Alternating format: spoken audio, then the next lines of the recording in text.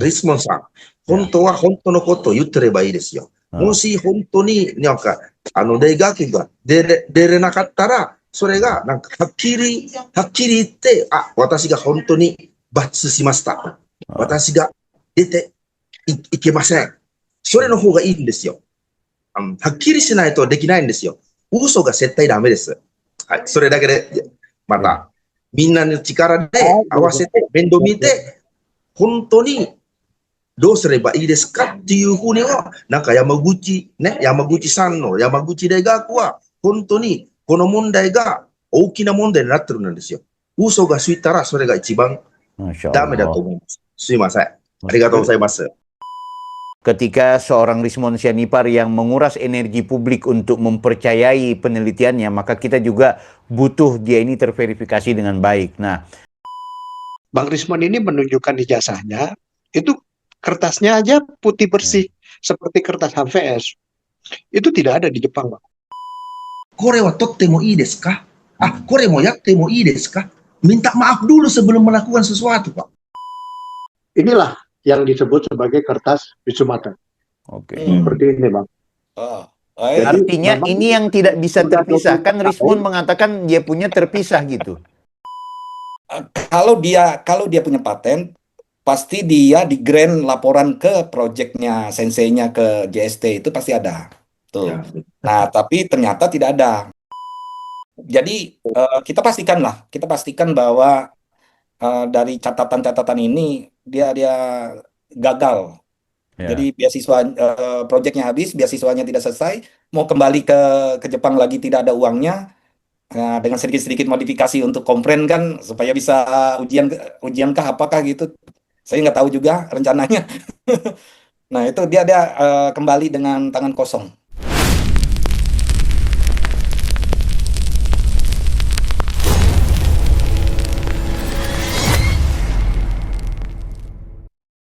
Halo guys, Assalamualaikum warahmatullahi wabarakatuh. Selamat malam, salam jumpa buat kalian semua yang sudah berkesempatan menikmati dunia per-YouTuban ya. Malam hari ini ada yang spesial guys. Apakah yang spesial itu? Aku mau ngobrol tentang dunia perjepangan. Dunia Jepang. Dan ini kaitannya juga dengan Bang Rismon Sianipar yang kita tahu beliau sangat getol sekali mempertahankan argumentasi bahwa ijazahnya Pak Jokowi palsu lah, beliau tidak lulus UGM lah, bla bla bla, terlalu banyak. Nah, tapi di luar soal itu, ya sebenarnya kita sangat memberikan apresiasi dengan Bang Rismon. Tapi sayang sekali ketika beliau sudah bermain di ruang publik, maka beliau juga menjadi miliknya publik. Berarti nafasnya beliau pun harus kita curigai, tindak tanduknya pun harus kita kemudian pelajari. Benar nggak ketika dia mau mengajak publik untuk mempercayai dia sebagai akademisi, ilmuwan, sebagai saintis yang punya pengetahuan mempelajari tentang dunia digital forensik dan membedah ijazah seorang Pak Jokowi sebagai ijazah palsu dalam klaimnya. Sementara, apakah dia juga adalah orang yang secara bersih, lulus secara akademik, memenuhi unsur dan memenuhi syarat sebagai orang yang pantas disebut sebagai akademisi maupun sebagai peneliti. Nah, malam hari ini, sebagaimana yang kalian sudah tahu di mana-mana bahwa ada informasi tentang Bang Rismon ternyata ijazahnya bermasalah, perkuliahannya di Yamaguchi, Jepang juga ternyata tidak maksimal, bahkan tidak lulus, disinyalir paten-paten, jurnal-jurnal, dan seluruh karya-karya ilmiah yang dia klaim itu ternyata bermasalah dan bahkan bisa dikatakan tidak ditemukan. Guys, kalau benar bahwa Rismon Sianipar ternyata bermasalah dan ternyata juga dia memang benar-benar memiliki ijazah palsu, berarti dia sudah merugikan negara. Sebab dia pulang dari Jepang, dia menjadi dosen, dia ada kegiatan penyetaraan, mendapatkan sertifikasi dosen, dia mendapatkan duit dari hasil pajak rakyat. Berarti itu juga kenapa kemudian tidak hanya Pak Jokowi, dia pun harus kemudian kita teliti. Pak Jokowi udah clear tuh, UGM kampusnya udah selesai, udah mengakui. Tapi Rismon sampai dengan saat ini, Yamaguchi Jepang tidak pernah mengkonfirmasi bahwa ijazahnya asli. Dan yang paling menarik dalam temuan-temuan saya dan teman-teman, termasuk juga ada senior-senior alumni Jepang, tidak menemukan mana karya ilmiah dan hal-hal yang menjadi syarat setiap orang untuk dikategorisasi sebagai lulusan S2 maupun S3 dari luar negeri, terutama dari Jepang. Nah, di kesempatan hari ini, buat kalian yang baru saja nongol, silahkan tulis di kolom komentar atau chat, berikan motivasi, informasi, sekaligus komentar-komentarnya. Jangan lupa tinggalkan dukungannya, tanggalkan juga informasi yang positif. Aku ada 3 orang spesial yang akan menemani. Ini perdana dan juga spektakuler, guys, ya. Jadi 3 orang spesial ini benar-benar lulusan, alumni, bahkan orang yang sudah hidup di Jepang bertahun-tahun, dan ada yang sudah kembali ke Indonesia, ada juga yang masih di Jepang, ada juga yang bolak-balik Jepang Indonesia gitu. Nah, aku memang agak minder, guys. Yang 3 orang ini rata-rata punya fisik kelihatan orang Jepang. Gue ini hancur banget gitu. Yang 3 putih, gue hitam. Aku perkenalkan buat teman-teman ya. Di sini ada kita punya Pak Asrar Mashuri. Apa kabar Pak Asrar? Baik, Sehat ya? alhamdulillah. Siap. Konnichiwa, konbanwa. Siap. Ya, beliau ini adalah apa ya? Kayaknya kerja di Bank Indonesia yang ahli dengan dunia apa istilahnya ini? Dunia uang kertas itu. Nanti beliau akan jelaskan ya. Nanti dan beliau alumni dari Jepang. Jadi sekali lagi untuk perkenalan lebih jauh, aku berharap beliau akan lebih banyak mengeksplornya. Oke. Siap, Pak. Yang kedua ada Bang Budi. Bang Budi, apa kabar Bang Budi? Alhamdulillah, Waalaikumsalam warahmatullahi wabarakatuh. Salam hormat Siap. semuanya. Sampai Pak Teguh. Ya, selamat malam. Kalau Alhamdulillah baik. siap, Bang Budi aktivitasnya masih punya aktivitas yang berkaitan dengan program pendidikan, program kerja Indonesia Jepang ya? Atau seperti Jadi apa? aktivitas saya sekarang ini adalah aktivitas saya sekarang ini alhamdulillah dipercayakan oleh beberapa lembaga pengiriman tenaga Oke. kerja, pemagang dan Heeh. engineering ke Jepang maupun Wow. Ryubaku Stay yang mau Oke. sekolah bahasa Jepang 1 tahun di Jepang. Dan Wow. sampai saat ini dari 2010 sampai sekarang ini masih Ya. tetap beraktivitas seperti itu. Wow. Alhamdulillah Keren. masih Siap. bolak-balik Jepang. Tapi sekarang di Jakarta atau lagi di Jepang? Masih di Indonesia? Alhamdulillah sekarang ini saya lagi di Thailand. Oh, lagi di Thailand. Waduh, memang Lagi di keras. Thailand ini. Keras Thailand. hidup memang. Yang penting Baru bukan di Kamboja. pagi tadi saya Ah. makan sarapan dengan orang Jepang yang Ah. memang khusus dia untuk sebagai entrepreneur manpower. Manpower yang notabene perusahaan pusatnya itu ada di Amerika, tapi dia sendiri orang Jepang. Baru tadi Ogura-san namanya. Alhamdulillah tadi kita sharing bagaimana bonus demografi Indonesia juga untuk kita arahkan bagaimana caranya supaya bisa mendapatkan SDM, sumber daya manusia yang bisa bersaing secara global di dunia internasional. Nah, itu yang kita mau itu. Keren. Siap. Aku tuh kalau mau suka kerja ke Jepang sebenarnya tinggal hubungi Bang Budi. Cuma aku takut dengan warna kulit nanti dianggap teroris kita di sana. malah kulitnya Bang Billing ini bisa menjadi populer soalnya orang Jepang itu suka yang hitam-hitam. Baiklah. Ini memotivasi sudah kalau begitu. Oke, Bang Budi, siap. Nanti kita lanjutkan diskusinya. Oke, selanjutnya ada Pak Roni Teguh. Apa kabar Bang Roni? Sehat ya Pak Roni? Siap, mic-nya bisa di-on-kan dulu Pak Roni. Oke, sehat, baik sekali.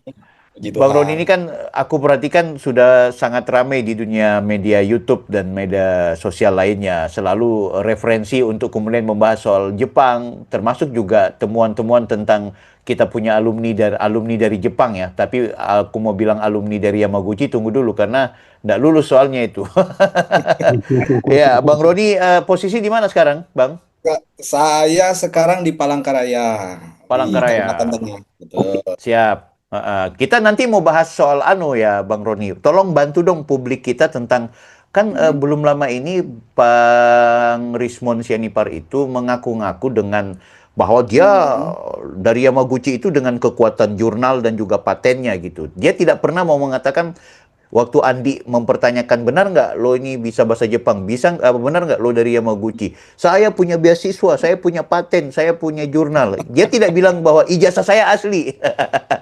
Nah, itu nanti tolong Bang Roni bantu pecahkan diskusi ini. Oke, teman-teman sekalian, sebelum kita mau langsung lanjut, aku mau menyapa dulu buat yang sudah nongol di sini. Terima kasih yang sudah hadir. Jangan lupa untuk tulis di kolom komentar atau di chat. Kalian bisa berkomentar apa saja barangkali yang bisa didiskusikan. Aku mau ke siapa dulu nih? Pak Asral bisa mengawali diskusi kita. Boleh bantu nggak berikan gambaran tentang bagaimana alumni Jepang dan Pak Asral sendiri melihat kayaknya Rismon Sianipar itu banyak masalah baik secara administrasi akademik dan juga barangkali juga tradisi dan kebudayaan sebagai warga Jepang, alumni Jepang misalnya. Silakan Pak Asral, aku berikan waktu buat Bapak.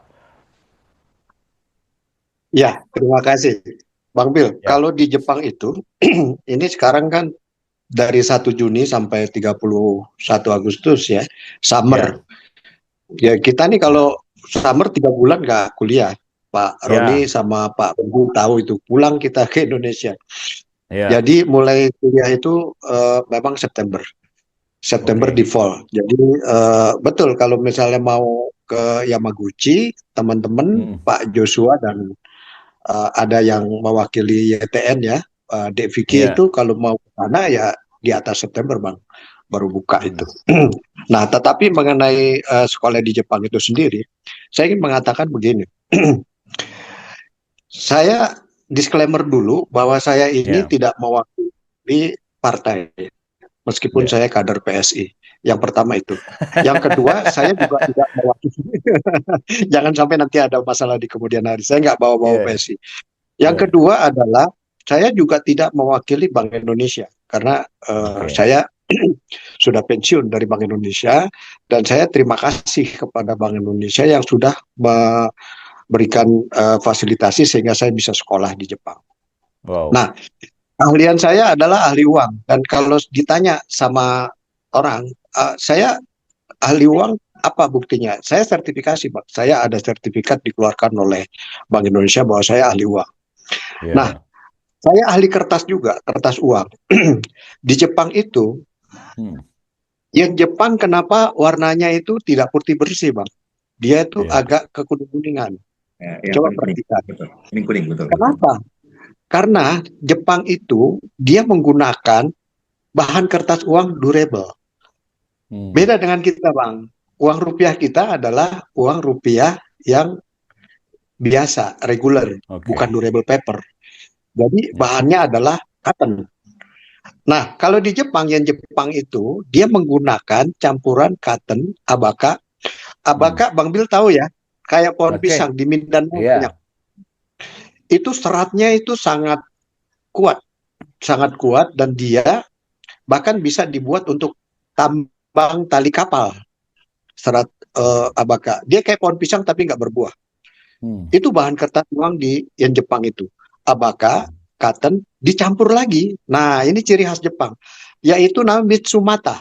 Mitsumata itu adalah tanaman yang asalnya dari spesies ini dari Myanmar. Myanmar dan Tiongkok. Tapi ternyata Mitsumata ini itu dinaturalisasi oleh Jepang. Jadi bukan pemain sepak bola aja dinaturalisasi.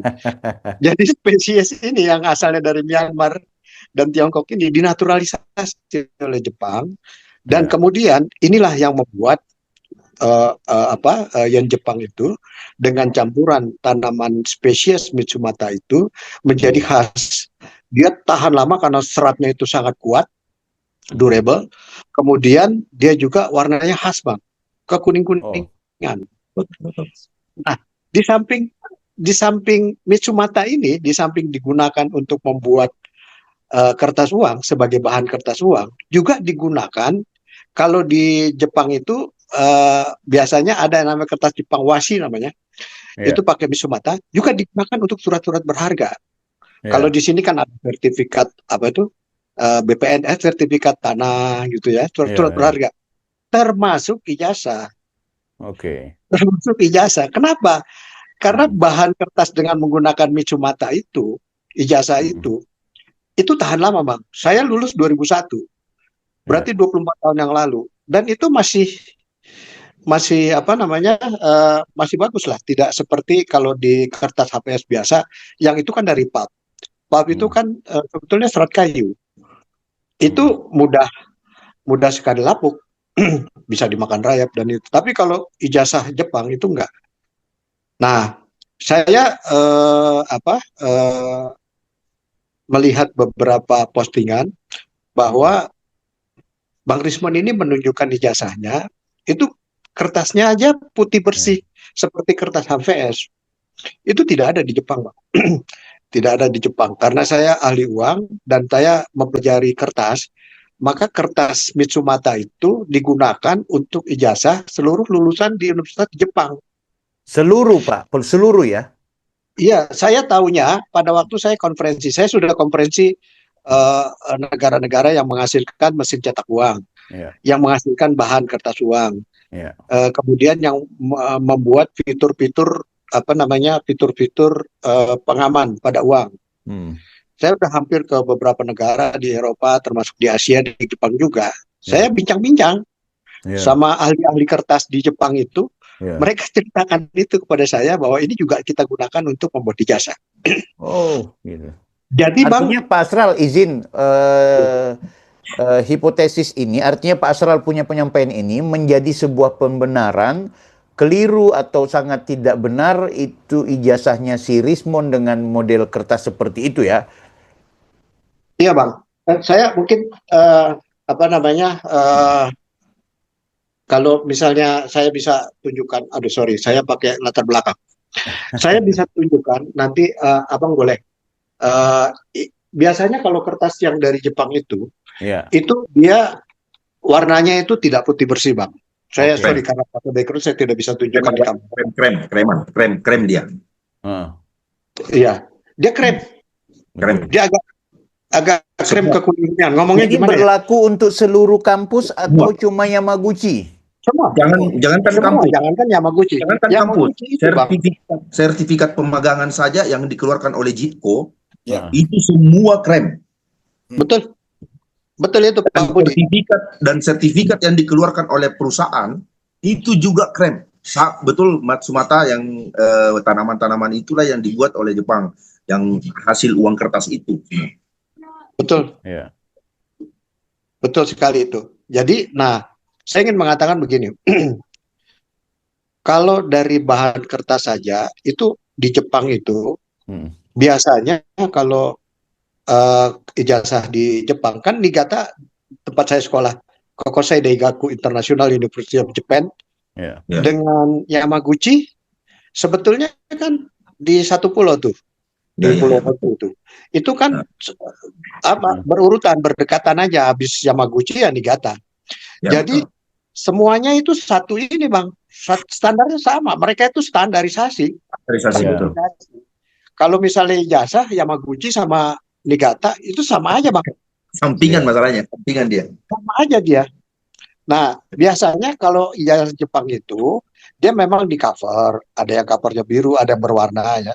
Tapi di dalamnya itu kertas yang dengan menggunakan Mitsumata itu Bang, itu nyambung Inggris dengan kanjinya nyambung. Jadi itu kertasnya lebar sebetulnya nyambung dia.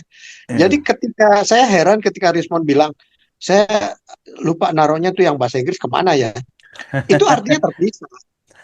Kok bisa dia mau nyari yang bahasa Inggris, itu artinya terpisah karena nyambung Bang. Jadi ijazah itu nggak bisa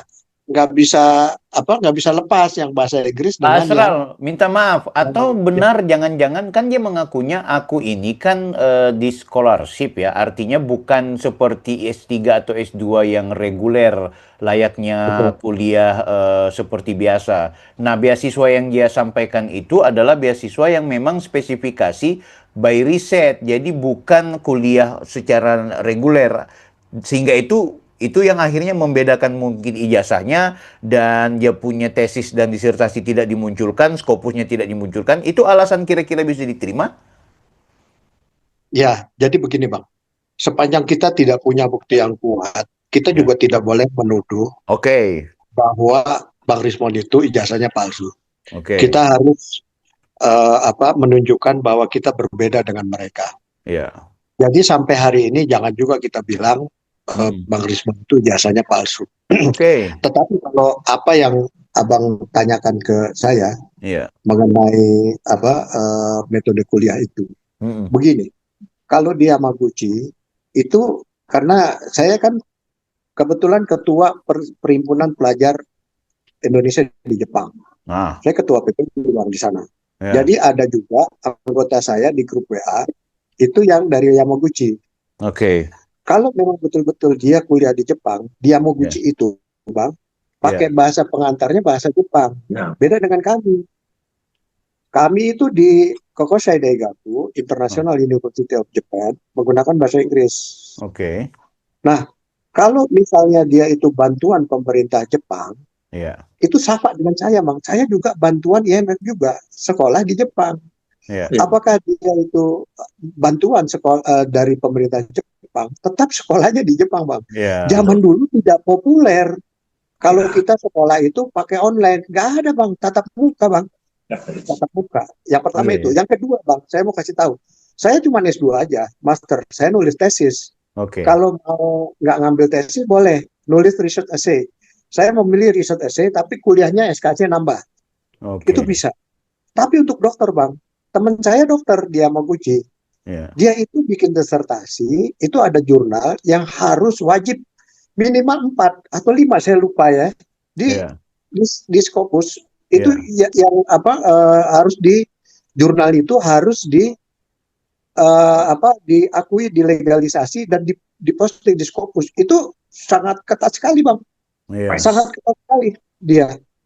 Nah, kalau nggak ada jurnalnya di Scopus, dia mana mungkin bisa mendapat gelar doktor.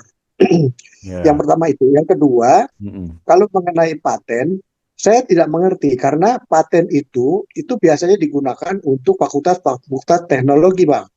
Teknologi. Mungkin Scopusnya, jurnalnya itu cukup 2 atau 3, kemudian patennya ada berapa gitu. Jadi kombinasi paten yang digunakan oleh perusahaan apapun yang didaftarkan, kemudian diakui, kemudian diberikan registrasi, kemudian dipakai. Nah, itu baru memenuhi persyaratan untuk mendapatkan gelar doktor. Dan di Jepang itu sama kayak di Inggris, mau pakai doktor Eng, ada engineer di situ, doktor Eng. Nah, kalau misalnya ini kita mesti konfirmasi lagi, mungkin Pak Roni Teguh yang paham mengenai hal ini. Jadi, apakah kombinasi antara paten dan disertasi mengenai jurnal yang harus diposting di Scopus? Teman-teman saya itu yang ngambil doktor di sana, di Jepang, itu ada jurnalnya di Scopus, dan saya bisa menelusuri itu semua. Bahkan tesis saya atau riset essay saya, yang kalau kita masuk ke AUJ, ACJP, semua itu belakangnya ACJP, Bang. Kalau di Jepang itu, masuk AUJ, ACJP.ac.jp, itu masuk ke library, itu bisa kita tinggal ketik aja nama saya, itu riset essay-nya muncul pasti. Yang sekarang saya masuk ke Yamaguchi, saya cari itu, Pak, tesisnya, bahkan bukan disertasi, tesis nggak ada. Namanya tidak dikenali kebetulan. Jadi saya masih belum paham mengenai itu. Mungkin Pak Roni Teguh yang bisa ini. Pak Roni, kebetulan saya juga mantan saya di BI Palangkaraya, Pak. Saya deputi di BI Palangkaraya di Diponegoro. Bapak tahu di belakang kantor itu ada rumah dinas yang di belakang kantor itu, saya yang paling pojok, Pak. So desne. Ya, saya asli Isen Mulang, Pak. Tunggu, Pak Asrul, mungkin sedikit aja kalian bertiga coba diskusikan dalam bahasa Jepang. Jangan-jangan kalian bertiga ini cuma pura-pura dari Jepang gitu, tidak tahu bahasa Jepang. Coba silakan. Nanti kebingungan nanti. Aduh, Dame. やっぱり日本語わからないと、なかなか難しい。なんとか言うと、インドネシアのなんかインターナショナルの大体言語が使うなんですけど、でも日本の中でなんかインターナショナル学校じゃ山口大学の方がそれがほとんど日本語を使わないとできないんですよ。別に、本当に。 Gambatte kudasai. そんなにできない。 Inai. Saya ngikut aja Pak, ngikut aja. Pak Roni jawab dong, Pak Roni, Pak Asral harus jawab, jangan sampai Saja. jangan pakai bahasa Inggris. Nah, karena gini, kenapa saya bilang begitu? Persoalannya Bang Rismon, waktu awal-awal beliau belum terbongkar, beliau punya kisru ijazah itu, beliau pernah podcast dengan Bang Refli. Beliau mengakui bahwa bahasa pengantar di sana adalah bahasa Jepang. Jadi tidak mungkin kemudian masuk di Yamaguchi tidak menggunakan bahasa Jepang. Nah, ketika dialog dan juga debat dengan Andi Azwan, dia bilang bahwa Anda tidak tahu bahasa Jepang, terus katanya Rismon, ya saya memang hanya menggunakan bahasa Inggris di sana, tidak perlu bahasa Jepang, sampai kemudian Bang Andi menyampaikan, oh di sana itu jangankan di kampus, mau beli aja kita bisa pakai bahasa Jepang, bahasa sehari-hari. Coba bagaimana? Barangkali Pak, ini aku begini, Bang kasih Bel. kesempatan dulu Pak Asral dan juga Bang Budi Iya, untuk iya. apa? Karena aku butuh nanti Bang Roni Teguh untuk lebih spesifik karena berkaitan dengan apa yang disampaikan Pak Asral juga soal ruang akademiknya. Monggo. Jadi begini Bang Bel, Ya. di Jepang itu mereka tuh sangat respect, mereka tuh sangat menghormati bahasa Jepang. Jadi jarang orang Jepang itu yang mau berbahasa Inggris meskipun dia bisa sebetulnya. Oh, oke. Lu ada di sini, lu pakai bahasa gue dong. Ya, Ya, Kalau orang Betawinya dia pakai. betul, betul. Tetapi ya Pak Budi ya, Iya. tetapi kalau kita sekolah pakai bahasa Inggris, kemudian kita keluar, lu dingin-dingin mau beli odeng nih ke 7-Eleven, ya kan? Nggak mungkin pakai bahasa Inggris, bro. Lu harus pakai bahasa Jepang, bagaimanapun juga. Iya. Ini nggak Pak Roni? Ke Jasko deh, ke Jasko. Ke Jasko kita mau beli. Iya, iya, iya. Mizu, onegai shimasu. Iya. Kan Pak, 6 tahun loh, 6 tahun beliau di Jepang, 6 tahun. Ya. 6 tahun, apalagi 6 tahun. Yes. Saya mau bilang begini ya, saya mau bilang begini. Saya saja lulus tahun 2001, itu lebih tua, lebih lama gitu. Ya. Dan saya sekolah pakai bahasa Inggris. Sampai sekarang kalau bahasa Jepang komunikasi, ya masih bisa lah kita nyaut-nyaut. Ya. Kan belas sama sekali 6 tahun sekolah pakai bahasa Jepang, langsung bengong. Ya. Padahal yang disampaikan oleh Andi Andi. Azwan itu adalah bahasa Jepang Pasaran. yang sangat sederhana, cuma nanya aja nih Hongo Wakarimasu, gitu kan. Dia cuma nanya genki desu ka, Betul. gitu kan. Makanya itu doang. Masa sih kalau lu, saya nggak lama, saya cuma 1999 sampai 2001, Ya. sampai sekarang itu ya nggak mungkin dilupakan bahasa komunikasi. Ya. Katakan bahasa Inggris di sekolah, dia nggak mungkin keluar kampus pakai bahasa Inggris juga, Bang. Nggak mungkin. Ya betul, Pak Aslan. Ya, jadi sebenarnya sama seperti saya di utara Jepang. Hokkaido ya, di utara. Di utara Jepang. Jadi di kelas itu bahasa Jepang. Oh iya, kalau di Hokkaido aja ya. Betul. Di kelas tuh bahasa Jepang. Nah, ada cerita lucu waktu itu kan karena profesornya kan lumayan sangat akrab dan saya. Jadi saking akrabnya makan kita ketemu, lalu dia berbahasa Inggris dan saya. Nah, waktu itu saya ambil satu kuliah. Nah, kebetulan presentasinya dalam bahasa Jepang. Kemudian dia slide-nya juga dalam bahasa Jepang. Nah, karena salah satu syarat kuliah di doktoral kan salah satunya harus ngambil subjek itu kan. Betul. Nah, cuma karena di kelas kan saya tanya tuh, Sensei, bisa nggak dalam bahasa Inggris? Saya bilang, karena Nihongo wa skoshi dake, gitu kan. Oh ya. Katanya besok kita maksudnya Bang Billy, bahasa Jepang saya sangat terbatas sekali gitu. Oh, Karena di sana kan cepat, kemudian tulisan itu kan banyak variasinya. Ya. Nah, dan mereka satu hari ada pernah kuliah itu dalam bahasa Inggris, Pak Asran, Pak Budi, dan Bang Billy. Pernah dalam bahasa Inggris. Ada 20 student itu tidur semua, tinggal saya sendiri yang mendengarkannya. Dan besok profesor bilang, Roni tidak bisa kita menggunakan bahasa Inggris, kembalikan bahasa Jepang. Mohon maaf, nanti saya akan kasih slide-nya untuk kamu untuk pelajari. No problem, tidak ada masalah gitu. Dan kita tetap diskusi dan rame di dalam artinya mengumpulkan tugas dan sebagainya. Jadi saya setuju dengan Pak Aslan. em, Masa sih nggak kesehari-harian tuh nggak ngobrol kan dengan kiri kanan itu, minimal tuh Iya, student internasional tuh kan banyak kan Pak Budi ya. Ya betul. betul. Student internasional tuh banyak, saya aja banyak sering ketemu kawan-kawan di sana. Nah, Ya betul. jadi kalau pas keluar itu yang malam-malam itu jadi ciri khasnya kita malam-malam, Bang Bill, apalagi Ya. musim dingin, itu tuh harus pesan odeng gitu. Jam jam 12 malam tuh. Itu odeng. Boleh jelaskan odeng itu apa, Pak? Kalau ini A- masalahnya ada di Palangkaraya, ada tuh sudah ada Ada di jual 7-Eleven, ada di Family ya, Mart yang ada di betul Jakarta. betul. Oke.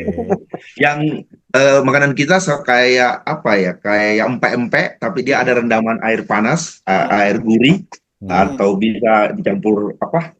Dicampur itu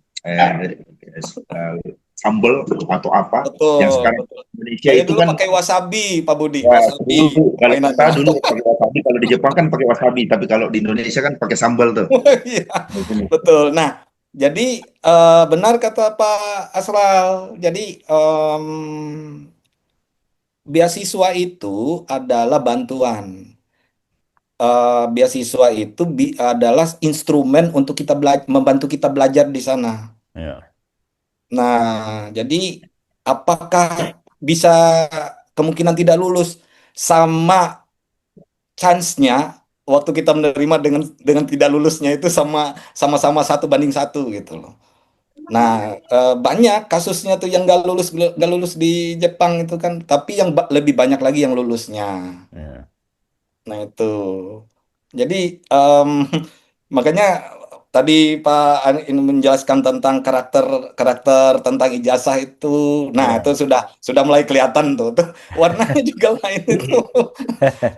Silakan Pak. Lanjutkan. Nanti kita diskusi Pak lagi. Roni kelihatannya kurang bagus sinyalnya. Aman, aman, aman, Pak. Aman, aman, aman, aman, Ya, aman Pak, aman Pak Asral, aman Pak. ya, Pak Asral. Aman ya? Ya, Aman. oke.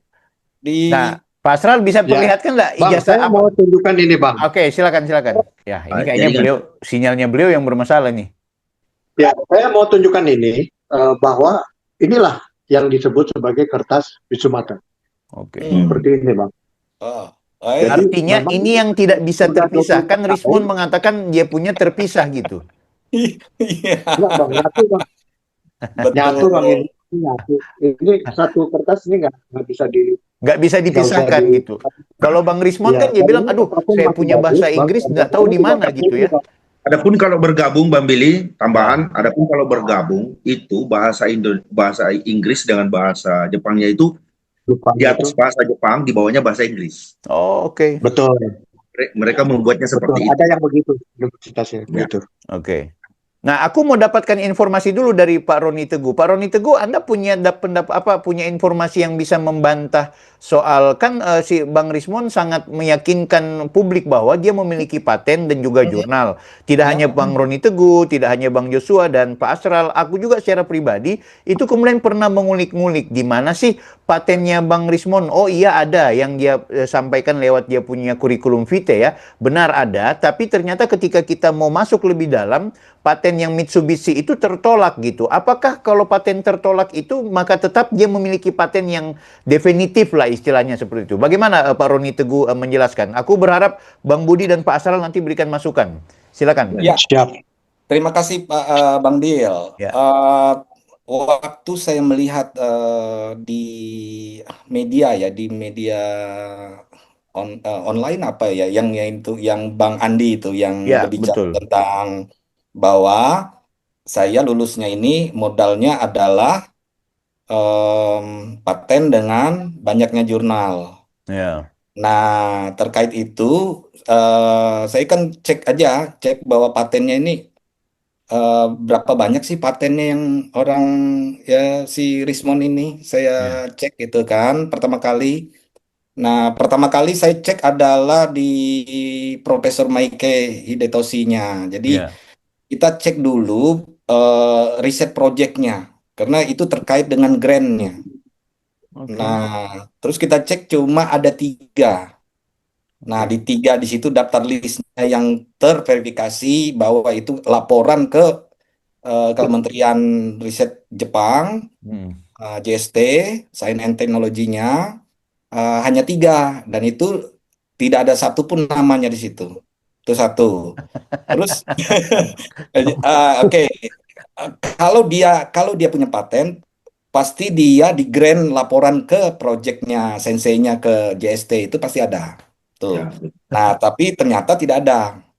Nah, terus yang kedua, saya coba cek cek lagi lah di daftar paten gitu. Cuma di masyarakat kita Indonesia kan mendengar paten kan sesuatu yang gimana gitu kan. Padahal itu adalah mengunci kalau ada informasi yang bernilai. Nah, Oke. waktu waktu kita cek ke ke situs Jepang patennya, Ya. sa- sangat ini hasilnya Bang Bill, eh, patennya itu ditolak. Dan Refuse. dan itu tidak punya waktu untuk direvisi karena waktu untuk dia laporan ke Kementerian Riset dan Teknologinya profesornya sudah habis tahun 2006. Oke. Nah, jadi patennya itu tidak direvisi lagi, tidak Oke. direvisi. Nah, dan catatan paten itu bukan nama dia loh lah ya. Dia ngakunya namanya dia tuh di kurikulum vitae sebagai penulis pertama, padahal Hmm. itu penulis terakhir. Oke. Nah, Editor. dari situ ya ada penulis terakhir Pak Asral. Jadi Hmm. itu paten. Nah, paten ini tidak serta-merta muncul muncul tiba-tiba, paten itu pasti ada tulisan papernya, Ya. permulaan itu pasti. Terus ada komprennya itu pasti juga. Nah, sementara patennya ini adalah gabungan dari keseluruhan proyek dari profesornya. Nah, makanya di situ Oke. ada si Nomura, ada si siapa itu saya lupa namanya, yang lebih banyak mendapatkan paten. Nah, terkait dengan paten itu kita bisa bantah bahwa disertasi itu salah satunya yang paling dominan di Jepang ya. Ya. Mon sumimasen asal-sang. ya, ya. Saya harus eh, kelulusan sebuah doktoral atau menulis disertasi itu harus punya paper utama dulu dalam penulis pertama. Nah, ada tadi minimal 5. Nah, di tempat saya dulu minimal dua, tapi saya komprennya di internasional yang bergensi semua dulu. Ya. Nah, jadi kompren dan paper ini menjadi landasan teori di disertasi. Nah, yang punya si si Rismon ini itu hanya satu proceeding. Hmm. Nah, waktu kita lacak di grantnya, dia memang ada menulis 2 paper, tetapi Oke. in-press statusnya. Nah, bagi seseorang yang pernah menjadi pengelola jurnal, ada istilahnya submit, Hmm. ada istilahnya review. Ya. Habis review ada istilahnya accepting, Ya. habis accepting ada in-press, habis Hmm. in-press ada kamera ready, habis kamera ready baru publishing. Oke. Nah, 2 jurnalnya ini in-press. Oke. Ya, jadi Inpres itu statusnya adalah dia sudah di di review, tetap akan siap untuk dilakukan kamera ready, disiapkan untuk percetakan, dipublish. Hmm.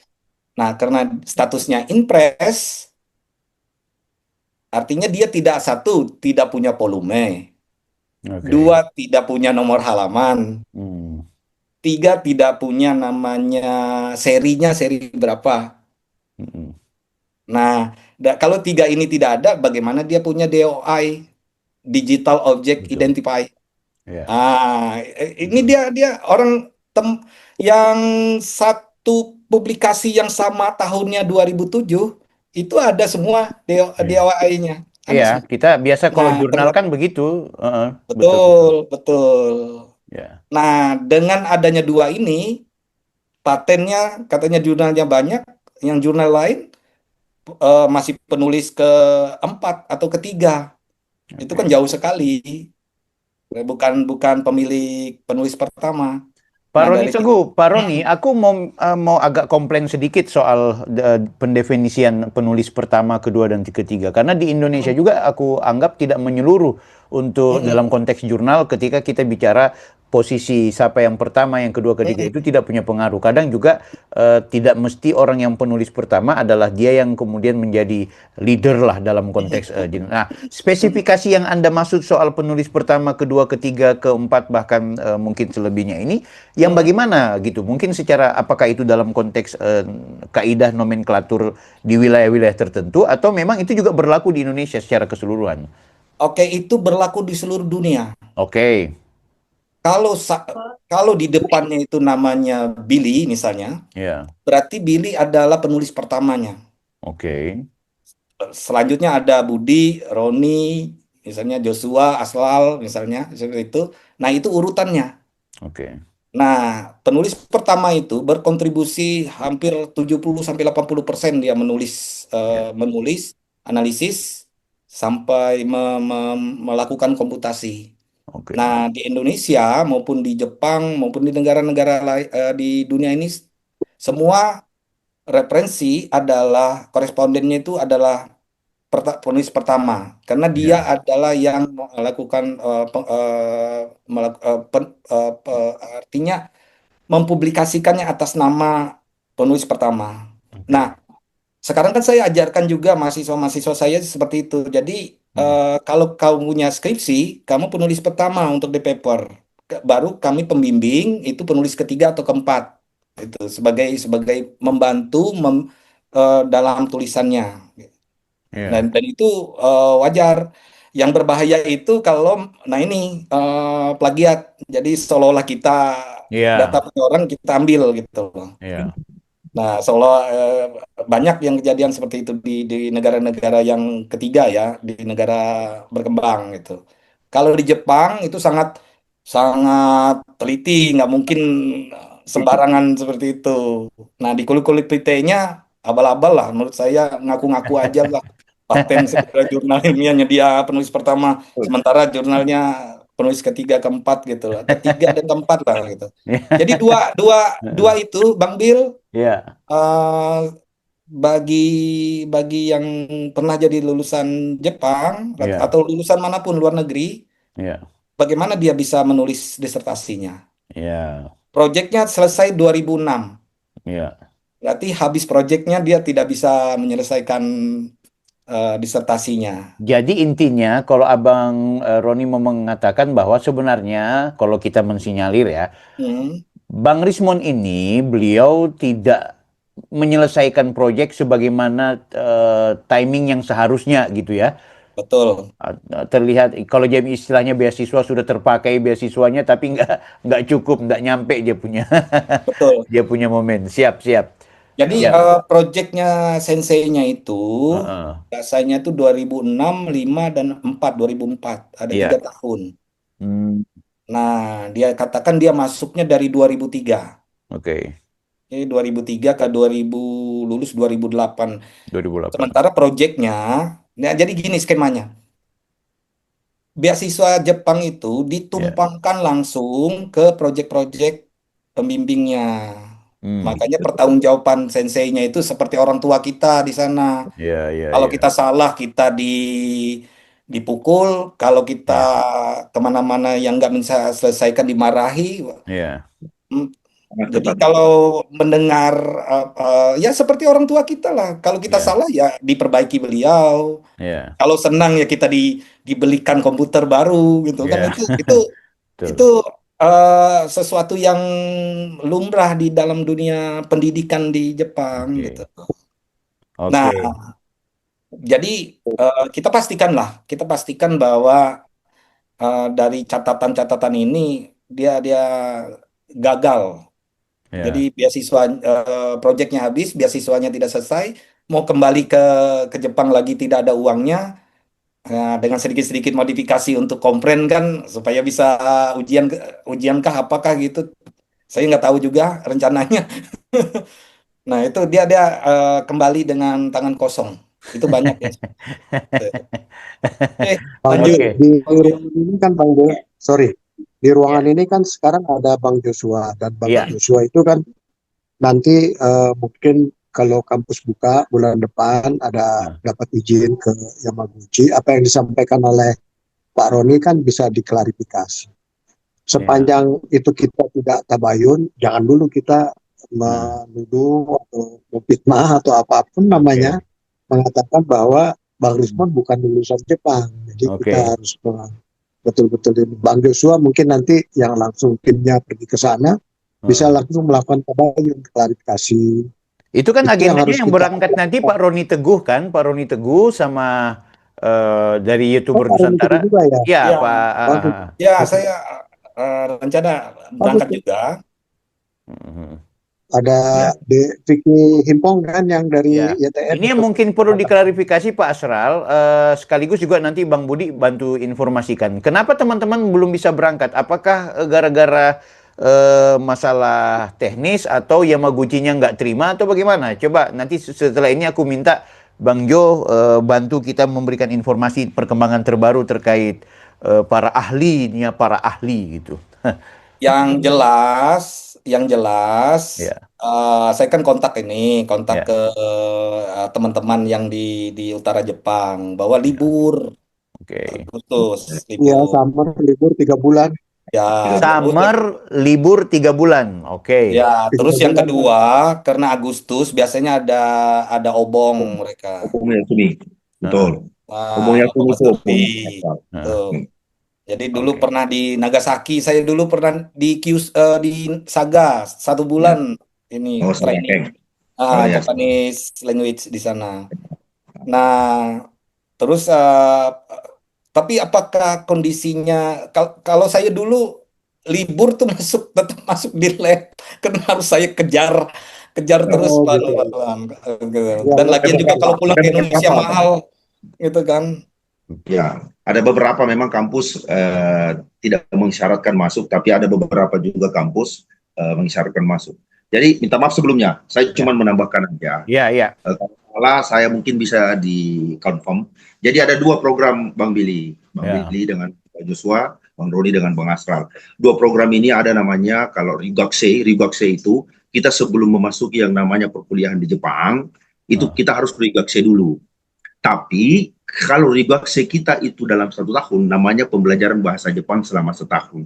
oke. Nah, kalau kita sudah lulus di situ, itu bisa melanjutkan bahkan kampus apabila kita level bahasa kita sudah mencapai, artinya kita dilihat kompetensi kita dalam melakukan tugas-tugas kampus dalam Rigakse itu bagus, maka kampus itu berhak memberikan kita kontribusi besar untuk mendapatkan yang namanya beasiswa di kampus yang besar. Oh, gitu.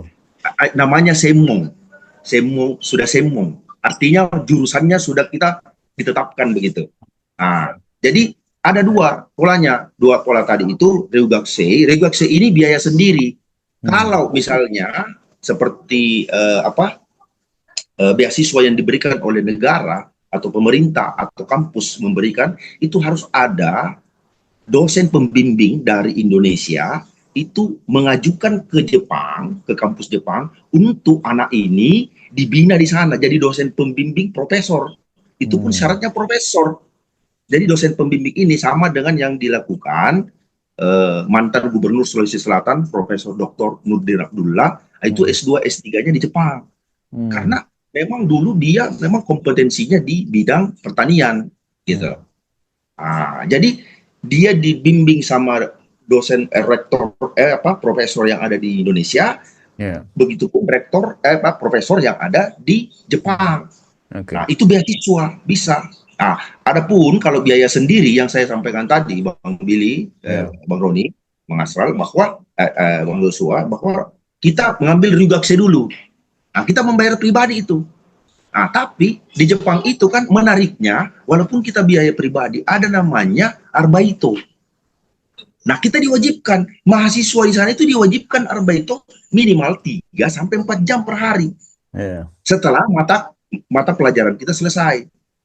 Kenapa? Mereka itu sudah bekerja sama dengan dunia-dunia industri. Jadi kalau memang perkuliahan di sana yang betul-betul kita mau kuliah dan fokus, itu tetap kita mengambil itu.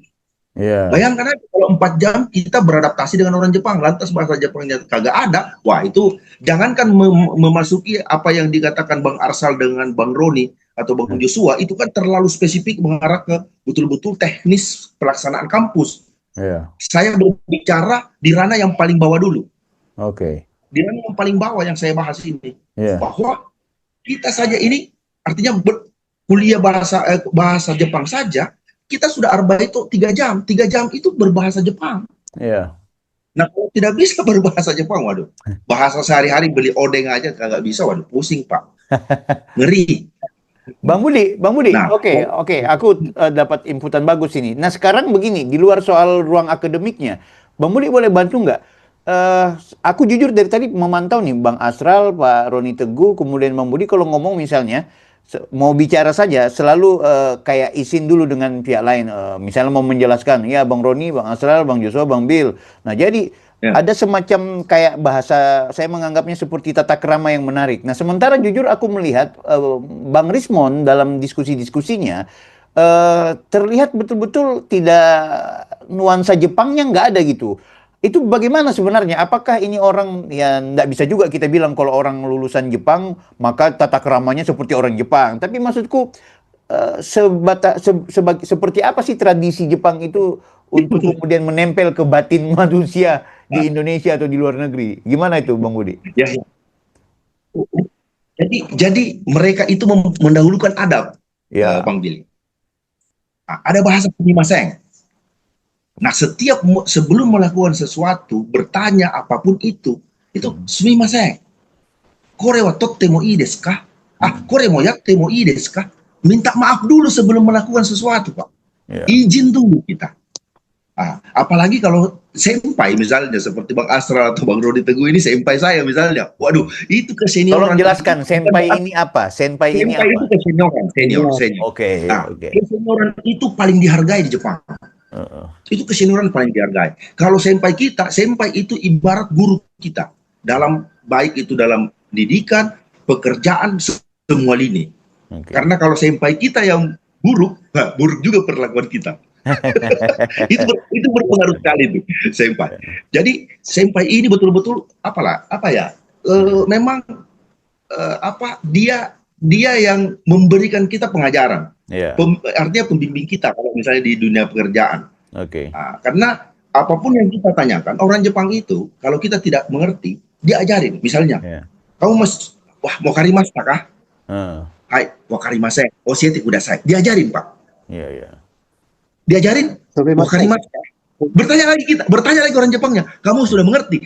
Kita bilang lagi, belum mengerti. Saya belum mengerti. Wakarimasen. Diajarin lagi. Kalau di Indonesia, Pak, 3 kali kita mengatakan wakarimasen, itu goblok banget ini orang. Kalau di Jepang diajarin sampai bisa, Pak. Oh, luar biasa. Jadi adabnya mereka itu mengajari sampai bisa. Betul-betul pendampingan itu. Dan kalau misalnya seperti tata krama yang dikeluarkan oleh saudara kita, Bang Rismon, saya menganggap bahwa adab yang dia dapatkan selama 6 tahun itu di Jepang tidak berfungsi dengan baik. Saya berani mengatakan, Bang Bill, saya ikut nambahin Pak Budi ya. Oke, silakan. Anda berdua dipersilakan untuk. Siap. Ya, kalau di Jepang kita itu ada mata kuliah opsional namanya Culture and Religion in Japan. Setengah SKS. Pak Budi pasti harusnya ngambil. Nah, jadi saya sempat berpikir begini loh, waktu ngambil kuliah itu, kenapa Islam tidak turun di Jepang? Karena memang mereka nggak perlu. Turunnya di Arab. Adabnya Islam, Pak. Adabnya Islam. Iya, sekarang begini deh. Kita mau ambil, kan Bang Bill Muslim ya? Ada kebersihan sebagian dari iman. Oke. Bang Bill kalau mau ngomong soal kebersihan di Jepang, nggak Ya. bisa ngomong deh. Bahkan tempat sampah aja, bahkan tempat sampah aja dipilah-pilah tuh. Ada 4, sampah kertas, sampah organik, Bata. ya kan? Iya, iya. Sama Saya bata, dulu sama. waktu itu kebetulan berbarengan di sana Piala Dunia, Bang. Piala Dunia Piala Dunia sepak bola. Ya. Itu dia tuan rumahnya Korea dan Jepang. Niigata salah satu stadion yang dipakai. Saya nonton dan Ya. jadi volunteer, nyobekin kertas aja. Itu Jepang lawan Brazil, dan alhamdulillah Jepang kalah 4-0 pada waktu itu. Tapi Bang, yang mengejutkan, saya itu begitu selesai, mereka nggak langsung pulang Bang. Mereka pulang itu bawa sampah, stadion bersih langsung. Jadi kalau ngomong kebersihan daripada sebagian daripada iman, tanya orang Jepang. Ya, Jadi ya, ya. mungkin kenapa Islam tidak turun di sana. Kalau Ya. kita motong dahan, motong ranting, motong apa, itu fine by law. Ya. Nggak boleh Bang. Gitu. Bahkan kalau mau ada Shinkansen aja bikin jalur kereta, Ya. itu nggak dibelah Bang, bukit tuh nggak dibelah sama dia, dibolongin Bang. Dibolongin, Bang. Oh. Bang Pili dibolongin. Terowongan Betul, terbanyak di dunia, terowongan terbanyak di dunia itu ada di Jepang. Ya. Betul, dijaga betul Bang, mereka itu. Jadi kalau mau bicara soal adab, Ya. saya dulu pernah nyasar di Tokyo. Saya waktu di Akihabara kan bingung mau kemana. Saya tanya sama orang Jepang Ya. itu padahal apa yang saya cari sebetulnya ada di depan saya. Tapi dia jelasin, Pak Budi, dia jelasin sampai sejelas-jelasnya itu ada di depan. Kalau kita nanya di sini, mata lu kemana? No, di depan. Kan gitu Bang. Beda karakter. Antri, Beda karakter. beda Bang. Ya. Adabnya Beda luar biasa. karakter. Jadi saya makan di sana itu, kemudian kebetulan setelah muter-muter Akihabara karena capek, saya kamera digital lagi pertama kali muncul. Ya. Kemudian setelah selesai makan, saya dikejar Bang sama orang pakai celemek yang bersih-bersihin meja itu. Ya. Sumimasen, sumimasen. Kamera kan katakanlah hiragana, kamera juga gitu ya. Kameranya ketinggalan, dibalikin Bang. Ya itulah adabnya orang Jepang. Ya. Jadi nggak mungkin orang Jepang itu kalau ngomong apa tuh bahasa Jawa, bahasa Betawi nyelak gitu apa sih? Ya. Nggak mungkin Bang. Pasti dia izin dulu, sumimasen. Saya mau Sumimasen. bicara. Ya, sumimasen. Pasti itu Bang. Kalau Saya cuma 2 tahun. minta maaf Pak Asral. Kalau misalnya bilang Kapolri setan, Mukti Ali setan, siapa lagi itu ya yang Nggak ada, Bang. setan-setan itu yang dibilang Jokowi bajingan, itu gimana ya dalam konteks Anda sebagai alumni Jepang kok tidak mampu, terutama yang bertanggung jawab Bang Budi, karena beliau ini yang mengurusi lalu lintas orang Indonesia ke Jepang. Nggak mungkin terjadi. Karena begini Bang, di Jepang itu apa adanya. Kultur dia itu dia onsen. Onsen Oke. itu telanjang Bang, apa adanya. Ya. Abang kalau onsen itu ya telanjang. Ya inilah saya gitu. Ya. Nggak mungkin Bang akan terjadi seperti itu. Ya. Kalau misalnya kita memaki-maki orang, Ya. mereka itu kulturnya, adabnya itu Bang, Ya. lebih baik mereka harap diri Bang. Iya, iya, iya. Harap Kalau diri. sudah terganggu harga dirinya, Ya. mereka lebih Betul. baik bunuh diri. Bang Harap Bill, diri dia. Bang Bill, Ya, ya. mungkin diminta aja Bang Asral mengulang lagi tentang teknik uang tadi, tentang kertas uang, karena Mas Jos kan baru Ya, ini jadi main mau tuh. informasikan lagi ke teman-teman, ini kebetulan kita sudah dengan Bang Joshua, ya. Nanti Ya, Bang Joshua juga aku minta ada space yang agak khusus, walaupun saya tahu beliau butuh situasi yang fit, karena setahu aku tadi pagi atau kemarin pagi beliau ada diskusi tapi kayaknya kurang fit itu ya. Dan aku mau Boleh, Bang. informasikan ke Pak Astral, Bang Joshua kemarin itu membuat semacam postingan yang memperlihatkan tentang bagaimana uang kertas itu ternyata juga dalam konteks percetakan ada fase-fase tertentu dia tidak steril, dia punya tidak presisi lah ya. Nah, ini kan mau membantah sebagaimana yang dilakukan oleh Roy Suryo terkait ijazahnya Pak Jokowi yang dianggap miring ke sana, kemajuan. Nah, itu ada tamsil itu. Nah, sebelum ke Bang Joshua, Pak Asral boleh nggak informasikan ke kita soal Boleh, uang Anda sebagai boleh, orang ahli uang kertas yang boleh, dipercayakan oleh Bank Indonesia. Itu seperti apa sebenarnya? Apa boleh, benar apa namanya hipotesanya Bang Joshua itu? boleh. Benar, Bang. Heeh. Saya jelaskan ya. Ya. Saya jelaskan dari bahan kertas dulu. Izin ya, Bang Joshua. Ya. Bahan kertas uang itu di dunia ini ada 4, Bang. Ada Ya. yang bahan kertas biasa yang kita gunakan. Biasanya negara-negara yang punya masyarakat banyak, jumlah biliet atau kertas uang yang dicetak itu banyak sekali. Hmm. Penduduk Indonesia kan banyak ya, Bang ya. Ya. Cina, India itu biasanya menggunakan regular paper namanya. Ya. Nah, bahannya cotton. Cotton itu bahan kapas, tapi bukan Oke. kapas yang tumbuh di Indonesia itu kayak kapuk randu, bukan itu, Bang. Spesies lain. Dan kuasa Tuhan, bahan kapas yang untuk kertas uang itu tidak bisa tumbuh di negara-negara tropis Ya. seperti di Indonesia. Kalau ditanam di Manado itu kena hama, Bang, karena banyak angin. Oh ya. Jadi dia di negara benua, seperti di Rusia tumbuh dia. Nah, itulah bahan kapas. Nah, kemudian ada yang durable paper. Durable paper itu adalah bahan yang durable. Dia tahan lama. Tahan Hmm. lama. Itu campuran cotton ada dengan abaka. Ada juga cotton, abaka, dan kalau di Jepang, makanya kenapa yang Jepang itu warnanya itu agak berbeda, tidak putih bersih, itu ada tanaman yang bernama Mitsumata. Hmm. Mitsumata itu adalah spesies yang asalnya dari Myanmar atau dari Tiongkok dan dinaturalisasi oleh Jepang sehingga Ya. dia tumbuh di Jepang banyak sekali. Dia seratnya kuat, Bang. Oh. Sama dengan abaka itu bahkan bisa dibuat untuk membuat tali tambang di kapal. Oke. Kuat sekali sehingga bahan kertas uangnya itu dia tahan air, bukan tidak bisa basah tapi lebih tahan daripada yang Hmm. lain. Nah, kemudian yang selanjutnya adalah bahan polimer, itu dari bahan plastik. Biasanya digunakan negara-negara persemakmuran seperti Inggris, Australia, Malaysia, dan negara-negara persemakmuran yang lainnya.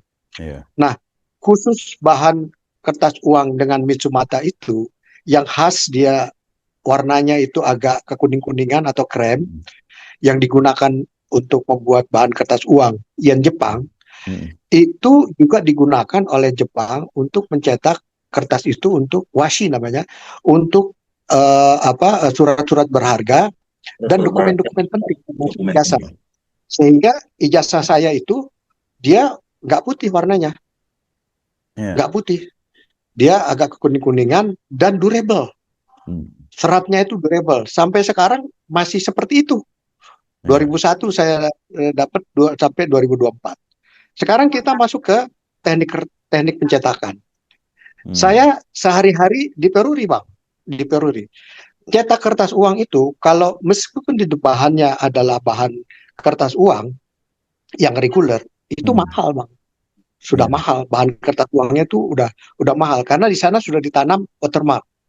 Sudah ditanam watermark. Pada waktu naik cetak, itu ada 2 teknik. Yang pertama adalah teknik cetak offset namanya. Itu kissing impression. Apa itu kissing impression? Dia cuma kasih pola aja. Kasih pola aja. Sehingga nanti terbentuklah gambar itu gambar uang. 100.000 ada Soekarno-Hatta, ada gambar pemandangan alam, ada penari tunggalnya, ada apa bunganya. Kemudian ada ornamen-ornamen lain, ada logo BI dan seterusnya. Kissing impression tuh, Bang. Nah, kemudian ada teknik cetak intaglio, itu dengan tekanan. Itu yang bisa diraba. Dia itu tintanya lebih tebal. Dan itu dicetak, kemudian itu dipres, kemudian setelah platnya itu dilepas, maka tinta yang tinggal sehingga itu bisa Nah, pada saat cetak offset maupun pada saat cetak intaglio, Bang, itu mesin itu bekerja cepat sekali sehingga terjadi pergeseran. Abang percaya nggak uang yang kita itu tidak sama kalau misalnya tapi kalau dia itu gesernya itu jauh, gesernya jauh, itu langsung disortir, disebutnya insit. Insit itu apa? HCTS, hasil cetak tidak sempurna. Insit itu harus rendah, Bang, karena kita udah nyetak, udah bahannya mahal, terus kita harus musnahkan. Gitu. Nah, apa yang terjadi di ijazahnya UGM itu, Bang, Ya, itu jujur saja, karena itu kertasnya mahal, cetaknya mahal, dia ya. dicetak font dulu, baru logo, bergeser, itu dia tidak golongkan insit, Hmm. karena tidak terlalu kasat mata, sehingga dia bergeser, itu hal yang biasa. Di uang Ya. juga begitu kok, Hmm. di uang juga begitu. Abang Betul. kalau misalnya punya uang 100.000 nih, di kantong abang, di dompet abang, sama 100.000 saya, kalau saya lap, itu ada pergeseran, Hmm. beberapa 0,0 sekian inci harus ada tuh pasti bang, dan itu biasa. Tapi Tapi kalau maaf Pak, sudah terlalu tetap banyak, Bang Rismon tidak akan percaya itu.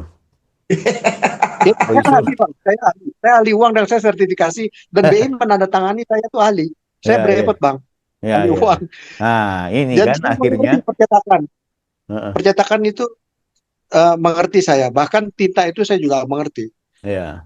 Jadi ada yellow, magenta, Heeh. cyan, black, itu adalah Ya. warna-warna dasar pada saat kita akan mencetak itu. Dan tinta itu ada tinta offset dan tinta intaglio. Oke. Dan itu pada saat percetakan itu cepat sekali, Bang. Itu Ya. satu plano itu isinya 48 biliet. Itu dia cepat sekali nyetak, apalagi yang offset itu. Kalau yang intaglio memang ini agak ini. Tetapi offset dulu baru intaglio, itu offset kering dulu baru masuk intaglio, itu nggak perlu bang. Apa nggak selalu bang, itu pasti Mm-mm. presisi, itu setiap biliet itu selalu presisi sesuai dengan plat cetak itu bisa saja terjadi. Bayangkan tahun 85 dia nyetak itu mahal sekali bang. Nyetak itu mahal sekali, kertas maupun ininya. Kalau dianggap ini bergeser, hanya soal hurufnya saja keluar, itu UGM tuh berapa banyak insit yang harus dia bayar percuma. Ya. Kan mubazir bang. Kita ini kan dalam Islam kan inna mubazirin amali syaitin. Pekerjaan mubazir kan pekerjaan setan. Setannya siapa? Ayo, setannya siapa? Apa? Kita nggak boleh kita, itu soal yang biasa tahun 85 itu Iya. bergeser. Karena cetak cetak jangan cetak cetak ijazah ya bang, cetak Iya. uang aja bergeser sampai sekarang bang, Iya. sampai sekarang insit itu Betul. ada. Pasti. Tidak, hasil cetak tidak sempurna itu ada bang, Iya. ada uang loh, itu uang ada Mm-mm. bang. Dan kalau uang yang kita beredar sekarang ini, uang yang kita punya ini, coba deh keluarin, nanti saya bisa tunjukkan Pasti ada perbedaannya. perbedaan-perbedaan. Pasti ada perbedaan, ada pergeseran, karena naik cetak itu nggak sekali bang. Ya. Naik cetak itu nggak sekali. Betul. Betul Bang bang. Betul. Joshua itu pun sudah tunjukkan, dia sudah Hmm. tunjukkan bahwa yang dicetak tuh font dulu, baru habis itu apa logo ya kalau nggak salah, ya habis itu logo. Itu 2 kali naik cetak bang, apalagi teknologi cetak zaman dulu.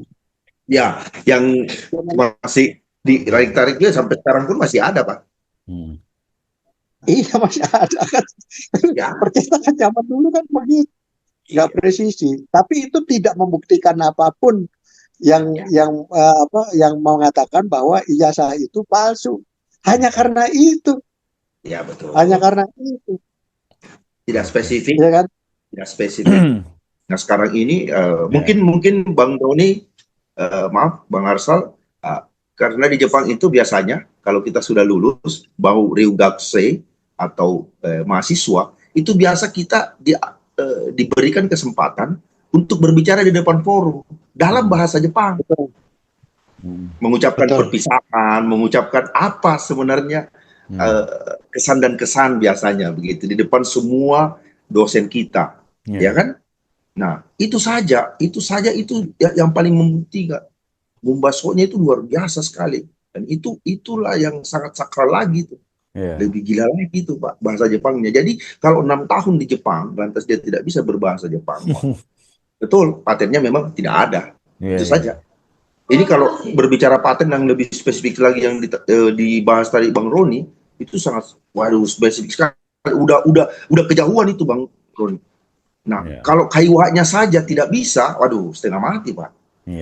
Makanya bagaimana bisa beli odeng, bagaimana bisa beli onigiri, bagaimana bisa beli air, bagaimana bisa ke supermarket sendiri untuk berbelanja dalam bahasa Jepang. Nah, sementara yang dihadapi orang-orang Jepang, apalagi kita paham sendiri bahwa ideologi orang Jepang ini kan tidak terjajah. Mereka menghargai sekali bahasanya, Pak. Ya. Bahkan saking menghargainya bahasanya, dia menciptakan huruf yang namanya katakana untuk dibaca buat orang asing. Ya. Untuk mengerti bahasanya mereka saja, dia menciptakan lagi yang namanya hiragana, bersanding dengan kanji. Untuk apa? Untuk masyarakatnya paham bahwa bahasa Jepang ini istimewa. Gitu. Sangat luar biasa, Pak. Sangat luar biasa. Jadi, seperti saya kembali lagi yang seperti dikatakan Senpai Asral, bahwa betul, adabnya mereka ini sudah tercipta dari dini. Ya. Bahkan saya zaman-zaman 2002, Bang Asral, saya masuk di Jepang tahun 99. Saya balik tahun 2009. Bareng-bareng. Perpanjang terus kontrak di Toyota. Jadi kita perlu adab. Jadi saya berbicara adab dulu. Bang Bil, Betul. status nilai sosial di Jepang itu hampir dikatakan tidak ada. Bang Roni mungkin rasakan. Bang Roni sebagai anak pejabat di Jepang misalnya, tetap pakai ransel yang warnanya kuning kalau dia SD, bajunya sama, sepatunya sama. Strata Kalau sosial. SMA pakai rok ini, Bang Budi. SMA. Kalau SMA pakai rok ini kotak-kotak. Betul. Kan? Jadi di sana saja, baju sekolah saja itu sama, Pak. Harganya sama. Kalau kita berbanding terbalik di Indonesia, SMP saja sudah bisa naik motor, Pak. Di Jepang, Bang Bil, SMA itu sampai SMA tidak bisa memakai kendaraan bermotor, masih sepeda. Nanti setelah dia kuliah baru dia menampakkan bahwa dia orang kaya atau tidak. Jadi selama dia iya, sakenya mahal. adabnya luar biasa. Pak Budi ini bikin kangen gurita odeng kita nih, Pak Budi. Betul, Senpai. Saya sampaikan lagi, Senpai, bahwa saya biasakan waktu saya di Toyota, di Toyota Jidosa itu Toyota itu kan kabupaten. Ya. Dan disitulah terbentuk semua yang namanya elemen-elemen. Hampir seluruh Jepang itu mengerjakan komponen Toyota, Bang Bil. Hampir seluruh Jepang.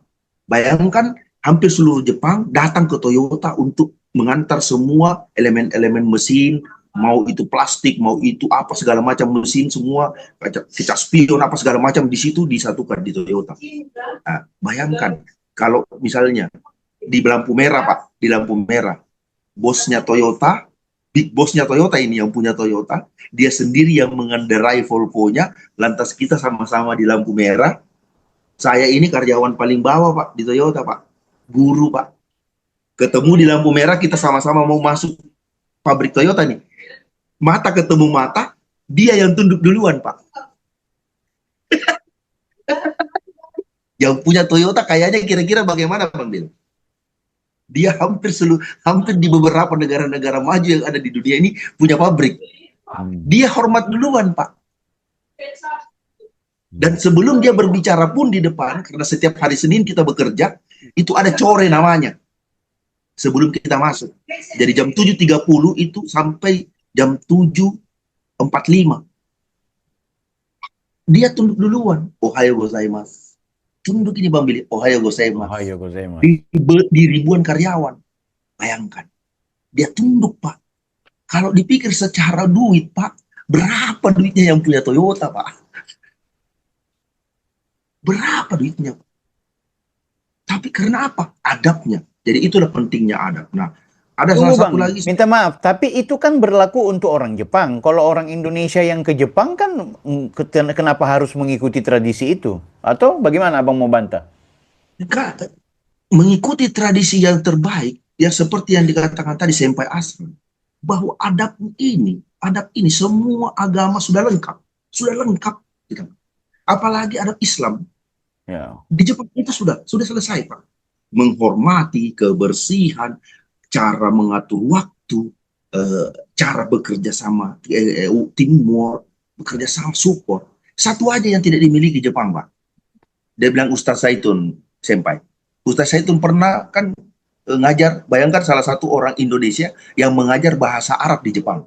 Itulah Ustadz Zaitun. Ustadz Zaitun apa dia bilang? Ustadz Zaitun. Satu aja yang tidak ada di Jepang ini. La ilaha illallah. Dia Itu nggak saja. percaya. Kalau ada Dia itu nggak Pak, percaya. kalau ada itu Pak, isi surga semua di Jepang. Oh, enggak, Pak. Itu aja. Jadi membantah itu Bang Bil.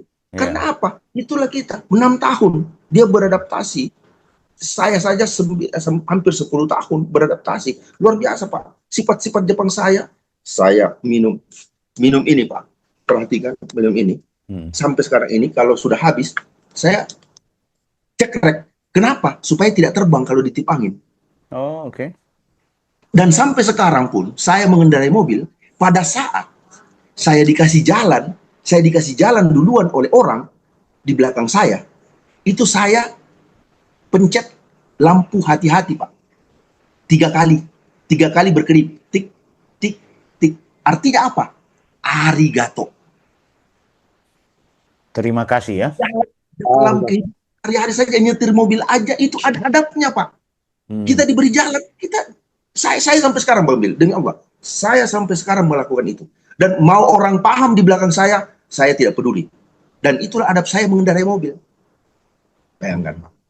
Jadi bagaimana dengan orang, apalagi dia sekolah di sana Pak. Sekolah ini mengembang ilmu.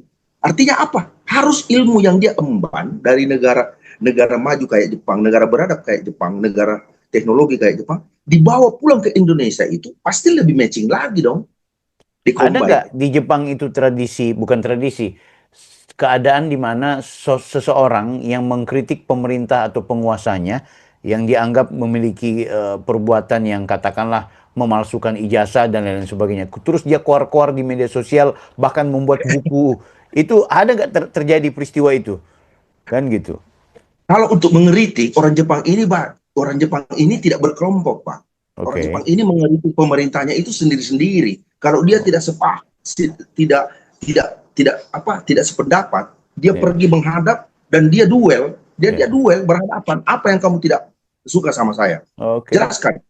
Itu akan menjadikan pembuktian bahwa mereka itu membuka secara lebar yang namanya demokrasi bahwa ya, lu nggak senang sama gue, apa gitu. Kalau postingan-postingan di media sosial dan juga kayak di YouTube bikin diskusi-diskusi begini? Cobalah Pak, tapi lebih banyak hiburannya. Coba lihat, kalau politikal di Jepang itu bahkan tidak tersentuh. Mau menjadi bupati, mau menjadi wali kota, mau menjadi gubernur saja, dia sampai berbusa-busa ngomong di depan ruang publik, tidak dipeduli Pak. Karena apa? Secara status sosial mereka itu sudah mapan, Bang Bil. Sama nantinya kan di negara kita. Pada saat nilai strata sosial kita sudah rata di Indonesia, ngapain lagi peduli tentang itu? Yang jelas lu buat aturan, lu buat negara ini, fasilitas negara ini baik, udah nyaman. Karena apa? Di Jepang ini, apa yang kita belum pikirkan, mereka sudah pikirkan. Pemerintahnya sudah pikirkan. Fasilitas umum, Bang Bil, minta maaf, koeng, taman, WC taman yang ada di seluruh Jepang, minta maaf, itu sama bersihnya WC yang ada di hotel Indonesia. Tidur kita. Hotel, jadi ada yang di Plaza Indonesia, WC di Plaza Indonesia, itu sama dengan WC umum yang ada di Jepang, yang di taman-taman, Bang Bil. Iya. Bahkan lebih canggihnya lagi Bang Bil. Kalau musim dingin, WC umum yang ada di taman itu hangat Bang Bil, tempat duduknya Bang Bil. Airnya juga hangat Bang Bil. Jadi di Jepang itu Bang Bil, kira-kira saya sebagai warga nih yang tidak sependapat dengan pemerintah, dengan fasilitas umum yang diberikan oleh pemerintah, kira-kira gua mau apa? Dengan gaji UMR mereka saja 30 sampai 45 juta. Bahkan kalau untuk pegawai negeri 60 jutaan. Udah clear mereka Bang Bil untuk memikirkan itu. Nah, inilah ya saya juga berpesan di dalam hal ini sekarang ini kesempatan buat teman-teman bahwa inilah kerja-kerja kami. Sebagai advisor senior di beberapa lembaga pengiriman yang ada di Indonesia, kamilah untuk menjadikan SDM unggul, Ya, SDM yang lebih baik, sumber daya manusia yang lebih baik dan bisa bersaing secara global di internasional, ya. maka kami sekarang ini lagi konsen-konsennya mengirimkan banyak-banyak tenaga pemagang, tenaga specific skill worker atau SSW, tenaga yang kuliah bahasa Jepang, yang Intinya yang mau engineering, kuliah, yang mau kerja, itu bisa hubungi abang mau ya. kerja. Iya bisa. Oke. Itu kenapa? Heeh. Bang Bill, sedikit banyaknya mereka 3 tahun pun di sana atau Oke. 5 tahun pun di sana, mereka akan mendapatkan ilmu yang sangat besar. Sedikit banyaknya kalau bahasa Jepangnya tidak ada, adabnya lah yang dibina di sana. Iya. Oke. Oke, baik.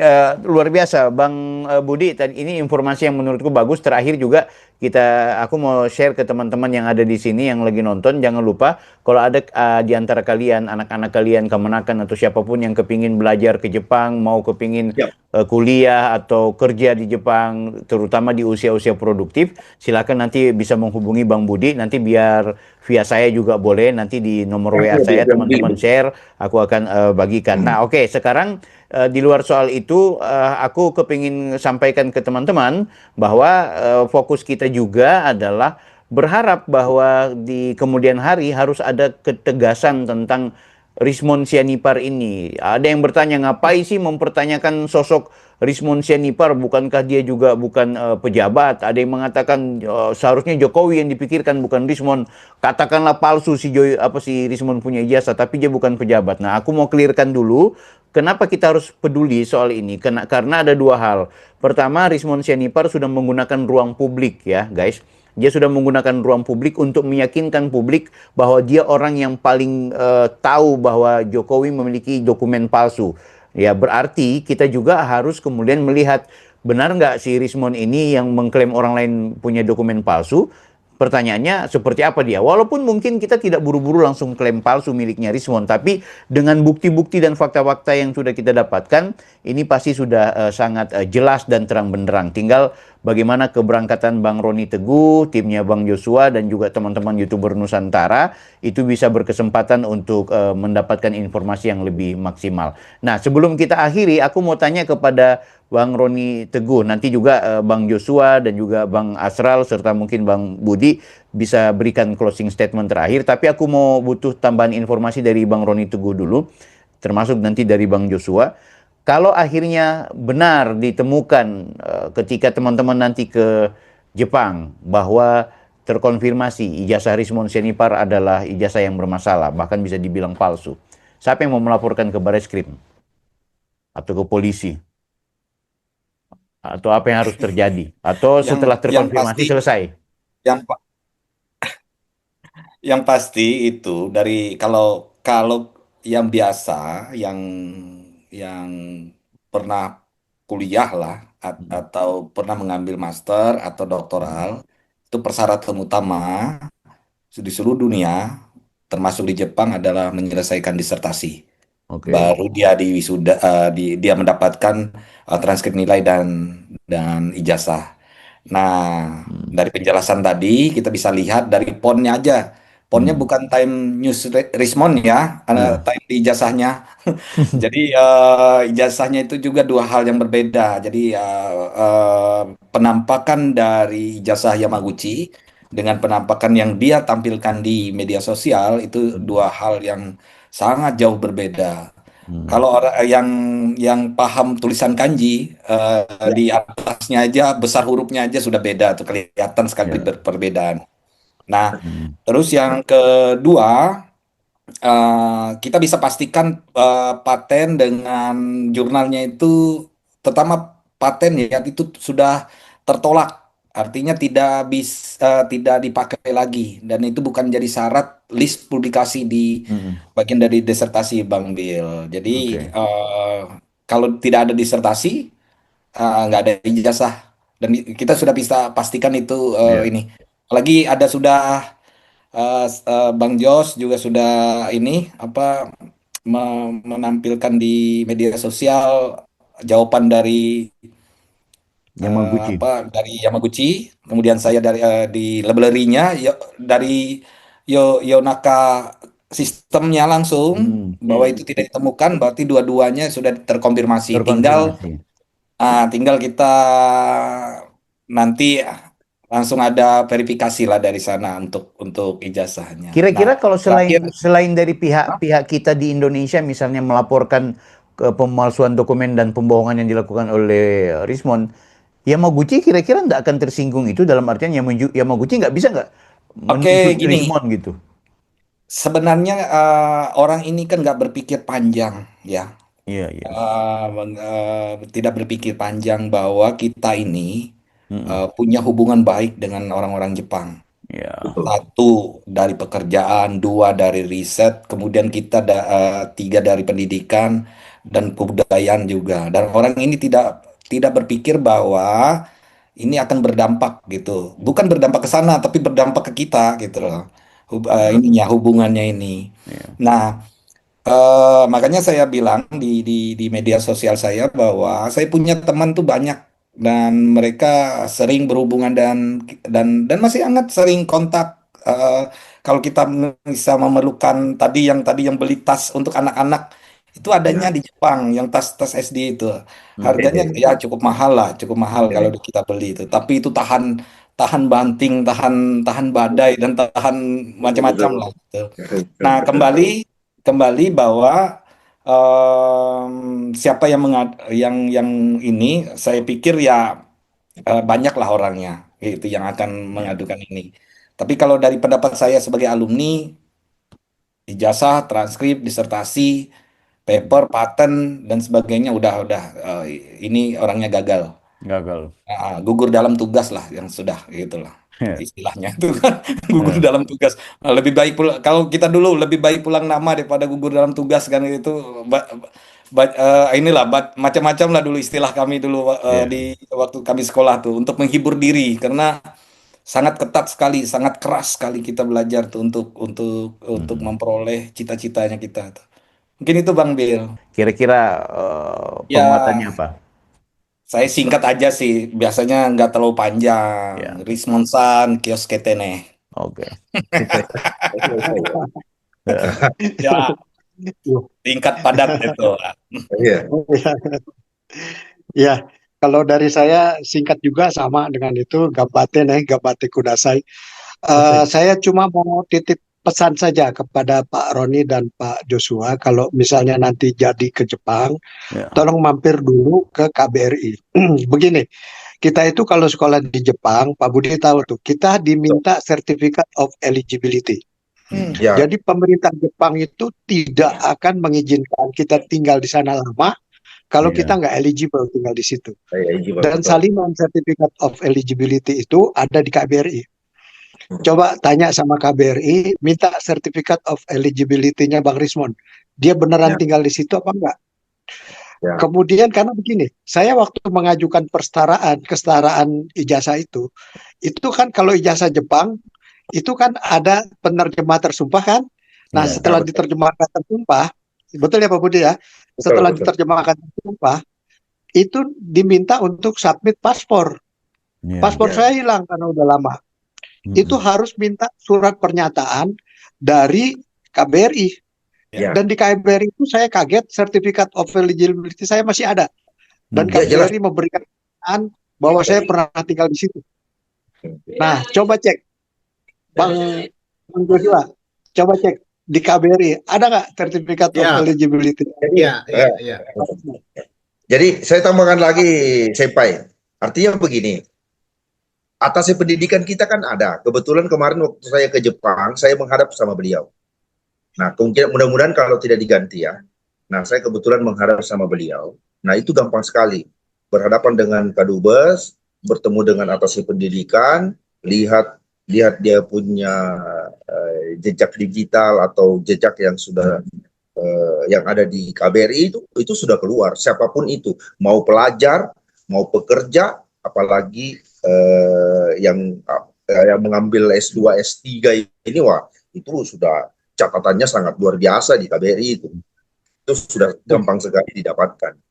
Nah, jangan lagi masuk misalnya seperti Bang Roni udah masuk di patennya, udah langsung yang di webnya langsung Yamaguchi itu sudah sangat, waduh, itu sudah luar biasa itu. Iya. Karena di Jepang itu kan transparansinya untuk hal ini kan juga sudah terbuka luar biasa.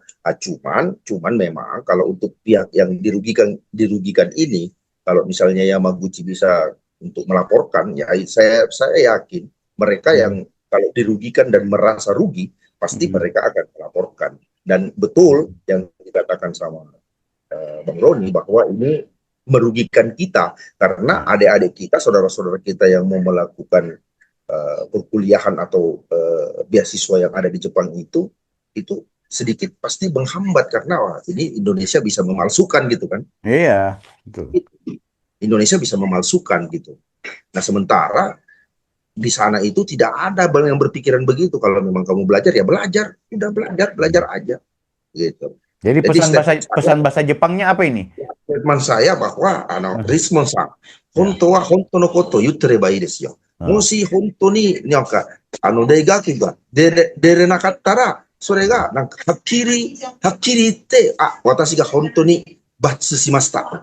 Watashi ga dete ikemasen. Sore no hou ga ii n desu yo. はっきりしないとできないんですよ。嘘が絶対ダメです。はい、それだけで、また、みんなの力で合わせて、面倒見て、本当にどうすればいいですかっていうふうには、なんか山口さんの山口大学は、本当にこの問題が大きな問題になってるんですよ。嘘がついたら、それが一番ダメだと思います。すいません。ありがとうございます。Pak Asral, balas dong, Pak Asral, balas dulu.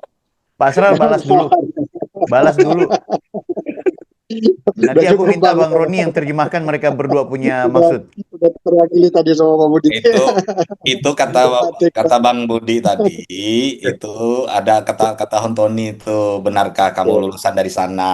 Ya, itu aja terjemahan bebasnya tuh, gampang aja kok. Betul. Terus ide kan lihat benar nggak gitu. Ya. Saya meminta Yamaguchi, ini kan mondai besar, artinya masalah besar. Ya. Ketika seorang Rismon Sianipar yang menguras energi publik untuk mempercayai penelitiannya, maka kita juga butuh dia ini terverifikasi dengan baik. Nah,